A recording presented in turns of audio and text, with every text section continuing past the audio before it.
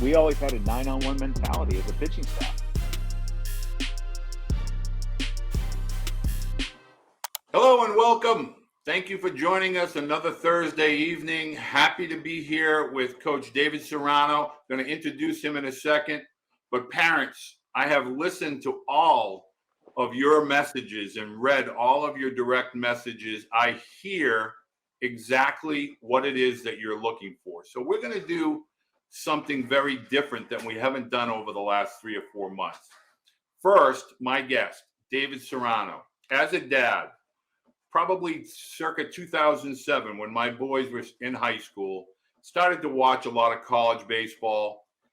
First thing you want to notice in those days was the elite pitching coming from the West Coast. Argued those schools being Long Beach State, Cal State Fullerton, Fresno State, UCLA. My guest tonight, born and raised on the West Coast, spent a lot of time coaching not only at the high school, college level, and the West Coast. After he was done coach was at UC Irvine, then Cal State Fullerton. In order, as a head coach, UC Irvine, Cal State Fullerton, Tennessee, Tennessee, right. Yeah. And obviously our paths crossed when you were coaching at Tennessee and my son Tyler was there. So this is a college coach who is been around as far as with regard to West Coast baseball, SEC baseball, going to give us some tremendous insight on the value of coaching, how to conduct a practice, and then we're going to delve a little bit into the techniques regarding pitching. You know, I have a lot of questions from parents. Coach Serrano was a pitcher himself, is the parent of a pitcher, high-level pitchers, has been around major league, has coached future major league pitchers. I don't think there's anyone better that we can have talking about coaching as well as the topic of pitching. David, thank you for joining me tonight. Walter, it's a pleasure to be on. I've followed your I follow you on Twitter and I've seen some of your YouTube videos, and I really love your concept and the direction you're going with all the information you're giving out to parents out there, and he's a good avenue to learn things from. Our world has really changed. You could probably consider both of us old school when it comes to things, and there's new school. But old school is not done. It's just different than what we deal with today. So it's a pleasure to be on here and talk baseball with the people that are on and that want to gain some information. Well, I think the number one area of focus that I want to talk about is coaching the coaches. You know, and Dave, when I put out a tweet and I talk about Little League or rec ball, I always get, this daddy ball. Nobody can coach like travel baseball can coach. I want to talk about, as a college coach, if you could kind of put yourself into the role of a high school coach trying to prepare student athletes with regard to the practice time, what's the number one issue or fundamental that you think high school coaches and travel ball coaches should focus on as far as teaching the younger baseball athletes? Well, first of all, Walter, one of the biggest things that I always try to emphasize was I was a mentor first, then a coach. And because as we get into these young men's life, when we're coaching them, we know that maybe less than 5% are going to play beyond. If you're a high school coach, you're going to play beyond high school. And if you're a college coach, play beyond college. So it's what you're doing with the other 95% of making them better, more equipped for life, to be successful in life. I think organization and communication are keys as a coach. I think how organized, and I learned this from George Horton when I was with him at Cal State Fullerton all those years, is if we can't be organized as a coaching staff and attention to detail, how can we expect our players to do the same thing? And we were always very tedious on our practices. In fact, Walter, when we would sit down as a coaching staff in those years, or when I was a head coach, we probably would sit down in our meetings longer than the time of the practice, organizing it detail by detail, where everyone's going to be at one time, what we're going to cover. A lot of things we're going to cover were based off of coming off of a game and where our breakdowns were, coming off the last practice, what we didn't do well. And those were always the basis of what we were going to do, because baseball comes down to quality repetition. It's a sport that repeats itself a lot, but it's quality repetition. So we didn't do a lot, but we tried to be good at the certain fundamentals. And I think your organizational skills and your communication skills are important to have quality practices. And I always, when I'm talking with parents, David, and I'd like you to reemphasize this, baseball coaches, when they're evaluating a student athlete, a lot of that is done before a game even starts. A lot of it is done with your warm-ups and your in and out. Mm-hmm. Can you discuss that as far as teams, the ability to catch and throw a baseball properly? You hit the nail on the head right there. When I'd go to events, I honestly would gain more information about a person and a player watching his interaction with his teammates, watching him go out and play catch and see what kind of level. Walter, I don't want to sound too old school, but catch play is a thing of the past. That's not cool anymore. It's spin rate, it's launch angle. Catch play is a thing of the past. And to me, I've said this to kids for years. If you could play defense and play catch at an elite level, you may have a job for a long time, whether you're a pitcher, an infielder, an outfielder, or a catcher. But it's not something there's an emphasis put on by coaches or the players. Um, so I think going back to your question, yes, I'll tell you a silly thing. When I evaluated middle infielders, I'd watch their arm strength, I'd watch their lateral movements and their quickness. But when I made a decision, especially on a shortstop, was the slow roller, usually the last one, to see how his feet work coming in and see how his transfer of from the glove to the hand and how he made that play. That kind of determined. Back in the day when I was a recruiting coordinator, I've tried to fill the roster up with athletes. I tried to fill the roster up right down the middle of the field. A lot of center fielders, they could span off to left or right. A lot of shortstops can go anywhere on the field. But I agree with you. That's where my biggest evaluation was during the infield, during catch play. And that's what's so sad about travel baseball now is when you go to an event, you're not going to see a team take infield. You're going to see them play catch real quick down the line because the game times are so quick. They got to get games in, and your only evaluation is in the game. And that shortstop you're trying to watch, or that second baseman you're trying to watch, or third base, they may only get one ball hit to them all day. So how do you evaluate that? Are we just evaluating off the swings they take? I want a guy that can be multi-purpose and be able to play defense at an elite level and be offensive and athletic. And you may not see that in the game, but you could see that prior to the game if you're doing all the fundamentals of playing catch and taking an infield, outfield, and doing those things. Well, that leads me to one obvious notation with regard to travel baseball is where game heavy preparation light. The only preparation really is at the high school level, at least for now. A lot of academies popping up everywhere. That's a story for another day. Want you to talk to parents or coaches specifically at the youth level running a baseball practice. Let's say we have 90 minutes to 2 hours. What are the things we want to get accomplished in those 90 minutes of actual practice time after warm up? For me, the most important thing is structure to the fundamentals. Okay. I think as coaches, and I used to say this as a head coach, I used to say this to my assistant coaches. I think too many of us want to be offensive and take swings all the time. If you just said a 90-minute practice, if we're utilizing 40 or 45 minutes of swinging the bat, to me, we're not teaching the game. There's base running that needs to be taught. There's catch play, which is should be the biggest emphasis of the day, is how your team plays catch. And I'll even go down to the youth level. If they're gonna struggle at the youth level because catch is more than as much as fundamentals. It's a focus thing. Okay, it's a focus thing where they could focus to play catch with their partner. I used to tell parents of younger kids, like the 6 or 7 year olds that are playing catch for the first time, is take the glove away and get a softball or a mushy ball or a tennis ball and have them play catch with the tennis ball so they get used to catching the ball centering up with two hands. Because a lot of times what kids do is they'll take the glove and catch it away from their body and they're not centering the ball up and looking the ball in. So, but even at the high school level, I've spoke at different high schools and I emphasize catch play. I mean, I went to a high school 2 weeks ago, and when I got them up and talked, I talked about there was 5 misses on one side and there was 4 misses on the other. And I said, in a game, that's 9 errors right there. And it's hard to win a baseball game in 9 errors. And like I said, I'm going to go back to it. If you could play catch at an elite level and play defense at an elite level, you're going to have a job in this game for a long time. But too many of us get caught up with offense and swinging the bat. And I think there's so many things. There's ground balls for infielders. There's catch play. There's outfield throws. There's catchers throws to bases. There's all kinds of PFP with pitchers. Those things, Walter, in the end are going to win and lose games for you.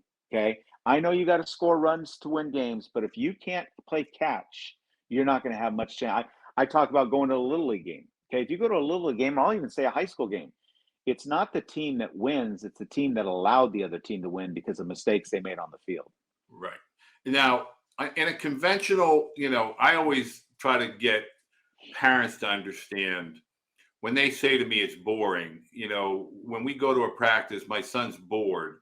That's because there's one fungo running. And so if you could just discuss the power of having, whether it's PO, potentially POs, maybe at the high school level, maybe it's outfielder, an extra outfielder, an injured player, maybe it's a parent.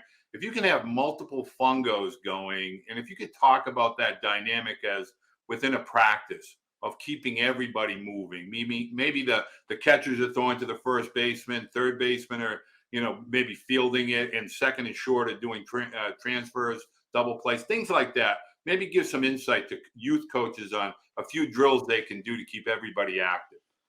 Well, I don't even think you need to have fungos when you're working on footwork and looking the ball in. You could have somebody rolling baseballs. You could have, it may not be safe to have in a youth league, a little league, having younger kids hitting fungos. There's gonna be balls going everywhere. And again, it's about quality reps. You could just have someone rolling baseballs to guys where they're getting their footwork, they're coming through the baseball. That's it. To me, an organized practice is that everyone's doing something at the same time, and it's all quality. You don't want guys sitting around. You don't want guys picking grass or flowers out in the outfield. You want them moving continuously. People will say it's boring because they're not moving and doing things all the time. But I think it's just getting creative. It's doing things. If you don't have coaches that are helping you, is you can get players to roll balls. You could have a guy at third, a guy at short, and a guy at second, and you're just rolling balls to guys, and they're coming through the baseball acting like they're throwing to first base, but they're not. They're just flipping the ball back in. I'm going to say one thing. You talked about catchers, Walter, and I'm going to say one thing that I don't think happens enough. The catcher, the trade for the catcher and the success of the catcher at the college level, the high school level, the major league level, is being able to throw the ball 127 feet, 3 3/8 inches. Okay. I don't think catchers on a daily basis when they're at practice, that should be the throw they're mastering every day at practice. Okay. So when they get in the game, they get in practice, they've made that throw. There's a lot of catchers, as you know, in catch play, kids don't go beyond 90 feet anymore. They might not even go 90 feet. Okay. But I've always said this, and in every program I've been at, we've had a mark on the outfield fence. So the catchers knew from the foul line to that mark, that was a throw they were going to master every day, because that's the throw that's going to make the difference for them being good or bad, putting it on the bag every time. For Little League, it's 99 feet, okay? And if you're not having your catcher in Little League throw the ball 99 feet at one point during the day, you're not training him to be successful in the game. When you expect him to throw a guy out when he runs and he hasn't made that throw, how can you expect him to throw him out? And I think that's a little drill that's a big drill in the big picture, because those are the throws that they need to make at that position. Now, I want to touch on something that very few parents have a good understanding about, and more importantly, athletes. When you talk catchers and we talk throwing down the bases and we talk catch play, can you talk about infielders allowing the ball to travel? This is where you're going with catch play, understanding to reach for a ball to bring it back to a bag. That's a difference between out or safe. But when I talk about little tiny things, nuances of the sport, those are under practiced, and there's not a lot of repetition. You talk about the benefit of learning how to receive a ball to make a tag, or how to make a tag properly, and how that should be practiced. It needs, again, another thing, there's probably a lot of people on here right now, parents or coaches, that can run a practice that their team has never made a tag at a base. But in a game, you expect them to do that. I'm going to go back before I answer your question, Walter. Back when I was a young coach at a junior college, we lost a game in the ninth inning to go to the state championship because we were intentionally walking a guy with a runner on third, and my pitcher threw it to the backstop, and we lost the game. We had never practiced that. Ever since that day, my pitchers in the bullpen, when they have a bullpen, They practice pitch outs and intentional. Now we don't have intentional walks in college baseball anymore, Right. but we used to practice that, because if you expected them to happen in a game, and us coaches, we can get mad at an athlete because he's not doing it right. But if you don't do it in the game, going back to base running, do teach your kids where to touch the base, where to touch the base when they're running down the line at first base, where to touch the base when they're turning to go to second. Those are all. It's a game of inches. So when you talk about the ball traveling on a throw, the ball's gonna beat the glove on the tag. So when you're talking about traveling, you're letting the ball come and then make the tag. But there's kids that don't know how to straddle the bag. They don't know how to make the tag and get your glove out of there to make the tag and get out so they don't dislodge the baseball. Those are all details that coaches need to influence kids to do. Again, those are the little things that are going to be the separator on maybe a player being good or bad, but winning or losing a game. And it's those type of repetitions that seem boring at the time, but I can promise you, especially if you're a student athlete, that can be the difference between winning and losing a state championship game or a very important game. Is this one nuance of learning how to apply tags, how to make sure that you're receiving the ball, letting the ball do the work. David, I want to stress one other point as we're talking fielding and little nuances. Base running. It's probably the most under-taught, underworked on component, but yet it's the most critical. And I'm talking about base hit to right field, runner on first, how to take that extra base, how to read outfielders. How can you, as a young coach or a high school coach, help teach the better fundamentals of base running? Well, at first, I think you do it every day. We used to do base running every day in every program I've ever been in. And I'm talking about starting from, we used to teach how you get down the line to first, where you touch the bag. We used to teach how you take your leads at first base, when to take your lead, the steps you take off. We used to teach how you get an extension after the pitch is thrown to the plate. And we used to, where you tag the bag going first to third, how to use the base coaches, when you use the base coaches, and when the ball's in front of you, you don't care if there's a base coach because the ball's in front of you. But it's details that you do every single day. You hit the nail on the head, Walter.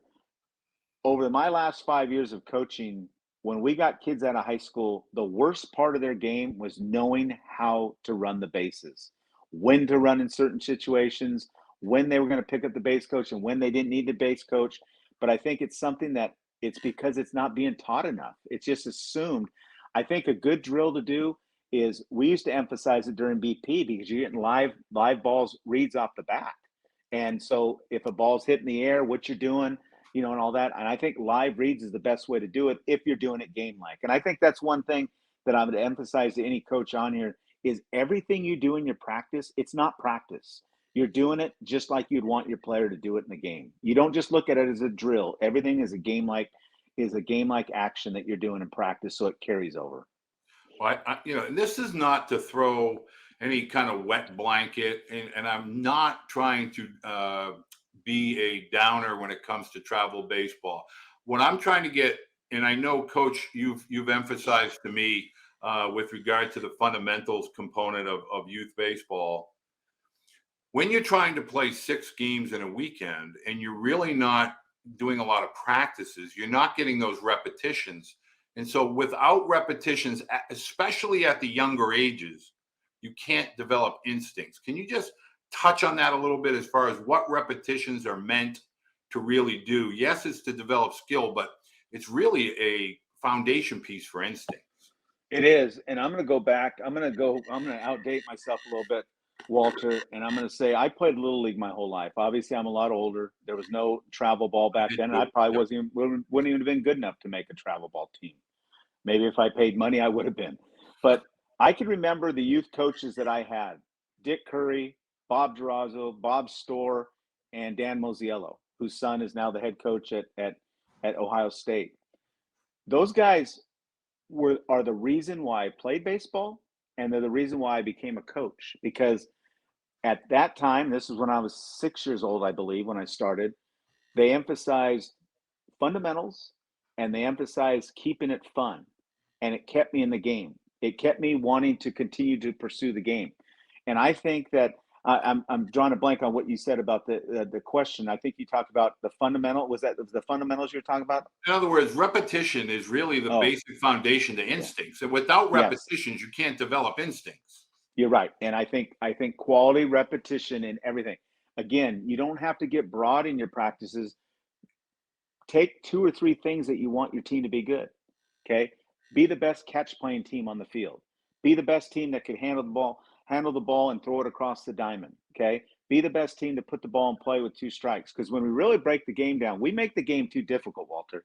The game comes down to the team that throws the most strike, plays the best catch, and puts the ball in the play the most, and plays aggressive, runs the bases aggressive. We try to do too much to make the game more difficult, and I think I totally agree with you. Quality repetition over and over, as simple as you can make it, is going to allow you for growth in development. So, my next really big topic is I'm going to break this down into a few dynamics, but we talk about catch play and then we need to talk about throwing. And, we get into this lesson driven culture. And when we start talking about lessons, and nobody's doing throwing lessons, they're pitching lessons, they're Mm-hmm. fielding lessons. But you have to be able to throw before you can pitch. You have to be able to throw before you can be a shortstop. And so, what I want you to discuss, if you can you tell parents and young athletes the best way to throw a baseball? And I mean your grip, your footwork underneath, because that's really when you can't. Now we're talking spin rates and arm strength and arm velocity from across the diamond. We talk about it from the outfield. We talk about it as a catcher and obviously as a pitcher. But there's foundational pieces to throwing a baseball, and it starts with the grip. Can you talk about the proper grip of a baseball? Well, I think that the proper grip in playing true catch is a four seam grip, and that's the horseshoe of the baseball is being across the horseshoe of the baseball. Um, I think the foundation, and to me, everyone has a different size hand, different hand strength. Okay. So the ball's going to be placed in their hand a little differently. Some are going to be a little deeper in their fingertip, or some are going to be deeper in their fingers, and some are going to be a little bit more in their fingertips. The key is to be loose with the hand. Arm slot, I think, is to each individual. I don't think there's one way that someone should throw. I think the key to throwing is your fingers on top of the baseball, whether your arm is elevated or it's off to the side. Your fingers are always on top of the ball. Okay. And then there's different stuff that goes on the backside. Some guys have a shorter swing, some guys have a longer swing in the backside. And I think one of the things that I used to learn a lot about my pitchers when they were kind of confused where their arm slot was is I'd have them go out and play long catch. And their long catch arm slot was basically the arm slot they were supposed to have. Another little drill that I like in catch play is, and I know it's hard to do because there's only two foul lines on a field, is to get on a foul line and play catch where your body is getting centered up every time you throw the baseball and your body's not falling off. I think the biggest thing that isn't talked about a lot in catch play and in pitching is how your eyes and head stay still. If your eyes stay on the target and your head stays still, your body is going to stay in line. You see a lot of kids that they fly off. Almost pitching and hitting are almost very the same in mechanics. A lot of guys pull off in hitting, and the worst thing you can do in playing catch is open up. And what that's going to do, because your shoulders are connected, if this shoulder goes this way, this is going to go this way, and you're going to have a lot of arm side misses. But I think when guys struggle playing catch is you kind of try to make it as simple as possible. Have them play catch up close and then slowly move them back. But I think some keys are body control, where you're lined up with your partner, you're always throwing to a target, your fingers are always four seamed, and you're always on top of the baseball, and you're finishing out front and then finishing across. If you're right-handed, you finish across your left knee. If you're left-handed, you're finishing across your right knee. That's as simple as I could say that, but everybody has a different style, but they're all doing the same thing with maybe just a different style of throwing they have. One of the things I used to do, especially when my two sons were little, is I'd take them out to a football field and I'd get, it's 50 yards across the football field. I'd get them on a line and I would just try to get them to visualize that their hips their shoulders when they were aiming, getting to throw to their target. In their hands were going to stay on that white line, and they would just visualize their nose being down that line, finished on the line. If you felt yourself falling off, so that's always a good drill for young throwers, especially if you have a high school field, you get on a football field. But that's what Coach Serrano is talking about there with that foul line. Well, I don't know if you've noticed this, Roger. There's a lot of programs now that in their bullpen, they're putting the line down the middle of the bullpen, which I love. I love that. I think it's a great concept. It's like staying in the tunnel with your body and with the ball. I think it's a great the visual to have. And I think visualization and imagery is really important in playing catch. It's really important in this game. It's really important in this game. Let me say one other thing, Walter, that I think is really important for the people that are listening. We all drill our guys, and I'm talking more the high school level, not little league, but they all come to hitting lessons, pitching lessons, fielding lessons. Some people are working out running and lifting, but nobody works enough on the mental game. Okay. And I'm a big believer that when you break down mentally, and this game is going to break you down mentally, it's a failure sport. Okay. That when you break down mentally, you're going to break down physically. Okay. Your physical failures aren't coming just from bad mechanics. They're coming because what's going on between your ears. And I don't think enough people try to slow the game down, get breaths in, play pitch to pitch. And I know that's a cliche, but it's the truth. It's the truth. And I think as much as the game is physical, it's more mental in regards to breaking down stuff. And it's simple stuff. It's simple stuff. And again, I'm older, I've been around longer, but I don't think enough people focus on the mental part of baseball and how that could break you down. Well, I think that's probably the most misunderstood with regard to in today's youth sports, the mental health slash training, Mm-hmm. getting Mm-hmm. children to understand failure equals learning. Mm-hmm. It's not about, oh, I didn't succeed. It's not about, so we all get lost in, okay, I struck out with the bases loaded. Oh, I made an error with the bases loaded. Okay, well, we learn. We learn what happened, how to prepare differently mentally and physically, and to understand to flush and to move to the next opportunity. And mental health training is definitely something that I encourage a lot of parents because the weight of expectation that children carry today, rankings at 9 years old, tournaments, yelling by parents, it's a lot to handle at 9 and 10 and 11 years old, let alone SEC baseball. Well, I'm going to tell you, I try to educate parents as much as I want, and I'm a parent just like you're a parent. Is that I try to encourage parents that I try to remind them how much of a tough sport this is, and that when they go to their child's game or their son's game or their daughter's game, um, they do nothing but encourage. And unless they played the sport, they don't realize how tough of a sport it is. And the only time you would ever get on your son or daughter on the way home is if it was a lack of effort, okay, or lack of attitude. Not because they went 0 for 4, not because maybe they walked 3 guys. The game is difficult as it is. And I think the more as parents we can encourage, the better. That's why I think we see so many kids walking away from baseball. I mean, let's be honest. The best hitters in Major League Baseball are failing 70% of the time. Those are the guys that are going to the Hall of Fame, Right. and they're failing 70% of the time. There's nowhere else in America that you could fail 70% of the time and be successful.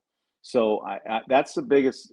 That's something I would really encourage parents is that this game is tough, and encouraging your son to continue to work. And the only time you get on them is if their effort or their attitude's not in place. That's when you get on them, and they're disrespecting the game of baseball. I couldn't agree more. And I think it's something that needs to be discussed more as well. And hopefully, over the course of the next year or so, we're going to be able to give some parents some outlets and some people to be able to discuss the foundation points of the game that need to be taught a little bit more. And obviously, mental health being one of them.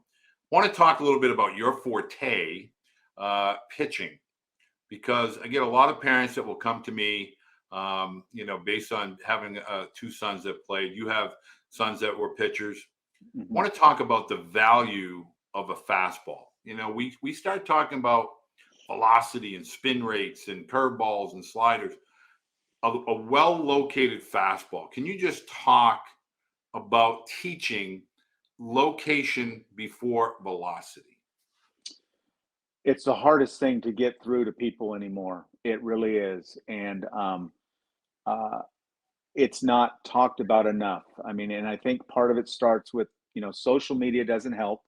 Everyone wants to, they see everything on social media, so and so touched 94. But the thing that doesn't get said is that 94, three of them went to the backstop, you know what I mean? And they weren't even close to the plate.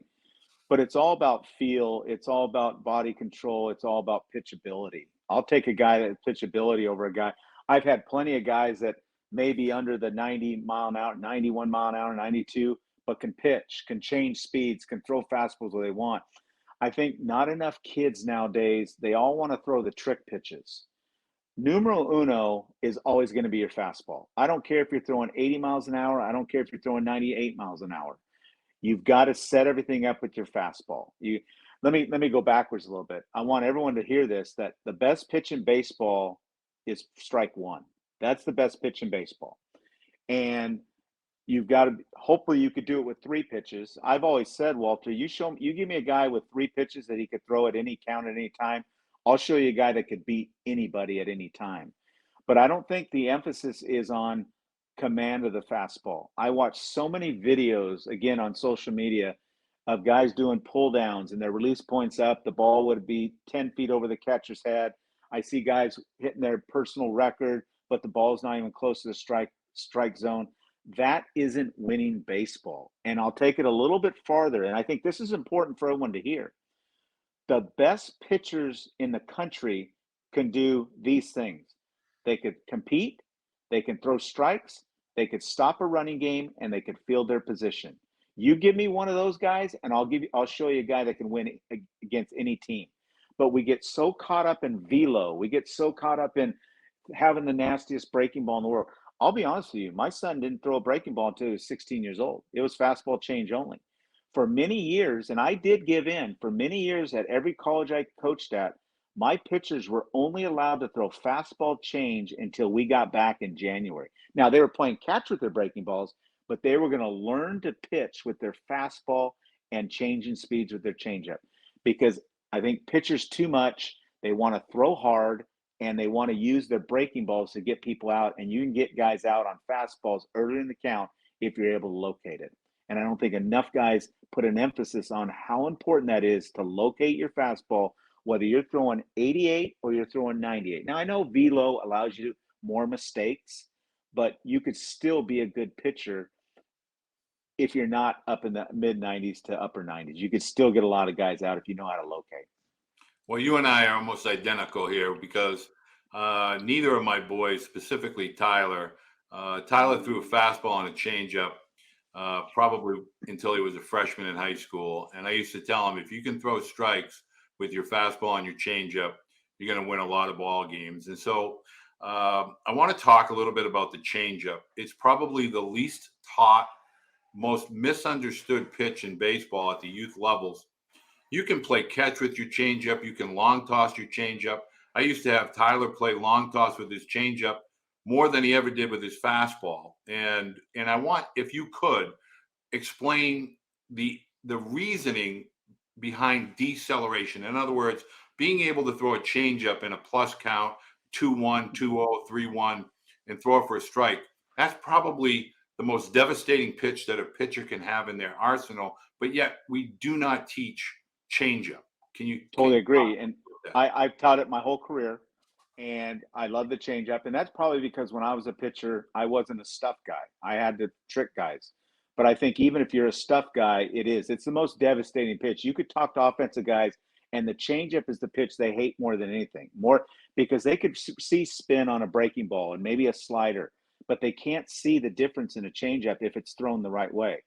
I think some important traits of a changeup is it's not a great pitch unless it's over the plate and down. Okay. You could have the most devastating change in the world, but when you're going to throw it in plus counts, if it's not a strike, now you're just burying yourself in a deeper count. The changeup that I used to teach, I know the circle is everyone's favorite. That's the one that everyone gets caught up in. I have never taken a circle away from a pitcher if he could command that. What I like to teach is what I call the moderated circle. And that's where it's the pitchfork with the three fingers, the thumb on the side of the ball, and the pinky either on the side of the ball or off the ball, depending on your grip strength. The changeup needs to be thrown like an unboiled unboiled egg. You can't squeeze it. You got to stay nice and supple. And as many years as I throw BP, Walter, and I have pride and I have an ego. When guys would start getting the barrel to me and hitting balls over the fence, all I do is take a little bit off the next pitch, and they'd pop it up or hit a weak ground ball and get frustrated. So that just tells me even more how important. And that mine wasn't even a great changeup. It just taken a little bit off my fastball. It screws with hitters, and they don't like it because you're throwing it in their counts when they're expecting the heater and they're getting something soft.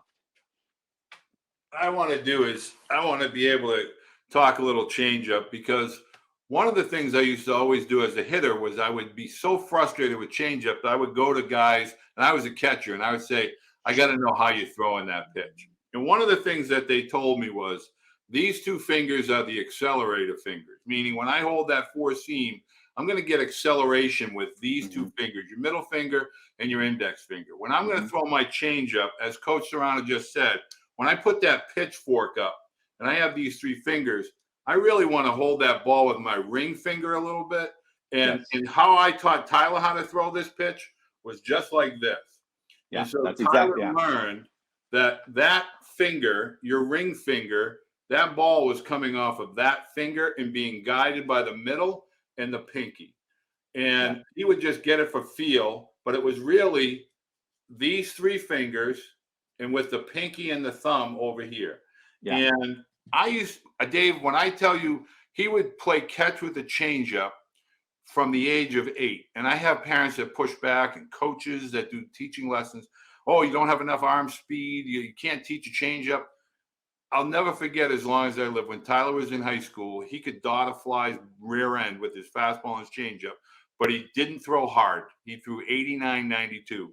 And then somebody kept telling him, you got to throw hard to make money. And they focused on velocity, and all heck broke loose. But teach the changeup, and I promise you, you'll pitch for a long time. I was very fortunate, Walter, as a young player and a young coach, to be around a guy named Wally Kincaid, who was the legend at Cerritos College. He was the John Wooden of JC baseball in California. And Wally Kincaid was the one that sold me on the changeup. And I'll never forget him telling me one day, everybody could be changed up on. And he used to call it pulling the string. He used to call it pulling the string. And out in the West Coast, they used to call it a dead fish. You were like throwing a dead fish to a hitter because it just never gets there. And no one will ever convince me that a changeup is not the best. Strike one is the best pitch. Strike one is everyone's best pitch. But if you have a good changeup and you could feed it off your fastball, you can baffle hitters as long as possible. You brought up the 2007 team. I had a little right-hander named Scott Gorgon that probably was 88, 89. Yep. He had a devastating changeup. He hardly even threw a breaking ball. And he kept guys. He had some downhill angle to his fastball and a lights-out changeup, and he just ate teams up because they don't see it. They don't recognize it. And hitters, again, we give hitters too much credit. They don't have as much discipline as sometimes as pitchers we make them out to be. One of the things I want to kind of get across before we wrap up here, Coach, and I appreciate your time, and I know we're running a little bit longer, but I was really hoping you'd touch on the things you touched on tonight. But from a pitching perspective, when you say we give hitters too much credit, I want parents to understand what we're talking about. And you nailed it there a few seconds ago when you talked about batting practice. We have guys that take batting practice. They pop up, they hit ground balls, they hit foul balls. So when you're a pitcher, we're not trying to fool anybody. We're trying to compete against that hitter. Can you talk about, a plan of attack for young pitchers, whether it's in the dugout, on a bag in 3 pitches? What was your philosophy, A, as a pitcher, and then B, as a coach, when it came to pitch execution? Well, let me go backwards a little bit. I always convince my pitchers, you don't get hitters out, you make pitches. You make pitches, okay? Trying to get hitters out is pitching to results, and that's going to make you try to miss barrels. I used to try to have a rule that you want to get guys out in the first 3 pitches. I used to have a chart that we would get points if we went 12 pitches or less in an inning. We got points for first pitch strikes. That's all the stuff that leads to success, okay? being able to change speeds at any time, being able to throw more than 2 pitches for strikes. That's a huge deal. Um, I'm going to tell you something that I want everyone to hear on this. We always had a philosophy in the programs I came up with, and it was called 9-on-1 baseball. Okay. And let me describe this. If there was 9 guys at the end of a dark alley and I was at the other side of the dark alley, there's probably not much of a chance that I would have if they're going to come at me. Okay. That's the same philosophy I used to ingrain in my pitcher's head. When you're on the mound, you have 9 guys on a field versus 1 hitter. Okay. And that's the philosophy you take, where you just make pitches and allow your defense to help you behind you. I think too many times pitchers get on the mound and they pitch like they're the only guy on the field, and the ball's never going to be caught if it gets hit. And I think that's where we get in trouble. But we always had a 9-on-1 mentality as a pitching staff.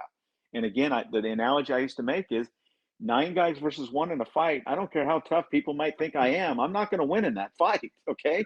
Unless I had a weapon, and I don't carry weapons. Man, So I absolutely love that. That is phenomenal. That's fantastic. I'm going to make that. That's going to be a quote on one of the videos that we well, I'm make. going to tell you a story. I was up at Ohio State last week, and Bill Mosiello is my close friend. We grew up together in Cerritos, California, and I was down in the bullpen just talking to the pitchers, and there was 9 of them actually sitting on the bench down there. I said, guys, let me ask you a question. If you 9 guys versus me were in a fight right now, who would win? And they were a little nervous because they didn't really know me. I had talked to them. They said, well, we would. I said, absolutely you would. And you don't even know how tough or weak I am. I said, that's the mentality I want when you go out and toe the rubber. That's exactly the advantage you have on the baseball field as a pitcher. This is gold. And this is why I want a lot of questions that I get asked, Dave, are all about pitching analytics and vertical and horizontal. And these are from 9-year-old parents and 14-year-old parents. And I keep trying to tell them, if somebody's trying to tell your son at 11 to throw a slider, walk away. If somebody's trying to tell your son he has to throw really, really hard to be really, really good, walk away. It's all about sales. And we need to get back to baseball being a skill sport and the repetitions that it requires for you to polish your skills. It's a craft. Let me say something to the listeners out there. If you have a 9-year-old, an 8-year-old, a 10-year-old, the best thing you could do for them, if you're capable of doing this, is go out and play catch with them 4 days a week. Amen. Go out and let them throw the ball more than 100 feet. Even if they can't make it, let them extend the ball out as far as they can and play long catch at least 2 times of those 4 days you're playing catch. There is no pitching lesson. There's no drill you could do that's going to enhance their skills more than them learning to build arm strength and resiliency in their arm. I was a weirdo as a young kid, Walter. I used to throw a tennis ball or a racquetball against my mom and dad's garage door every single day. I went through 3 garage doors in their house where I put holes in them. I didn't throw very hard, but I could throw the ball where I wanted to, and I could throw the ball every day, and I never had an arm injury. And I had a pinky ball, and I used to do the same thing. And every once in a while, I'd draw like a square, and inside the I had a square, I'd square. have a circle, and then I'd have a triangle, and hit the triangle, hit the circle. But I guess that's not technology driven enough, so we can't do that. Yeah, you're right. You're right. So I want to let parents know Coach Serrano is now in the greater Knoxville area, but he is around the sport of baseball. You know, he's on social media. I'm going to have all of his contact info with regard to direct contact, whether it's a direct message. If he has an email address, I'll make sure we get that onto the description below the video. But what I want you to understand is these are the types of coaches that should be trusted resources for families and athletes when you want to learn baseball. And I'm not saying you can't learn it from your coaches and travel coaches, but it's always good to go to people that have had the life experience as a player, as a coach, but most importantly, as a dad, because we've lived it through the full circle. And we're getting into being grandparents now. So that's the whole purpose of having A, the channel, and B, for me reaching out to coaches like Coach Serrano because of their experience across the country and being able to share that with you tonight. So Dave, I want to say thank you. I think this is fantastic. You know, you and I are born about the same era. So for me personally, this is refreshing. So thank you for joining me. Well, Walter, thank you. And I love, I'm in the stage of life now where I want to give back. You know, a lot of coaches did a lot for me over my career, and people have done a lot. And this is the stage I want to give back and continue to teach, and in any way I can. I'm going to say this to you, Walter. Anytime you want to fill some spot and you want to talk baseball with some questions people have, I can always make myself available for you. Well, I'm going to take you up on that. That's not a if, that's a definite going to do that. And the next segment we do, we're going to have a baseball in our hands and we're going to talk Yes. grips and things like that, because a lot of parents are asking me about breaking balls. And I don't think I want to dive into that tonight, but at a later date, I would love to take you up on I'll definitely do that. Yes. Okay. So parents, if you like tonight's discussion, please let us know. Take the time to A, subscribe, B, make sure you give us a thumbs up. I'm going to make sure if you have any questions or comments for Coach Serrano, just send them to me or send them directly to Coach Serrano, and we'll make sure we get them answered for you. Next week, we have Will Davis from Lamar University, formerly of LSU, now the head coach at Lamar. He'll be joining us next Thursday at 9 p.m. Eastern. We look forward to talking baseball with you then. Thank you, Coach. Thank you.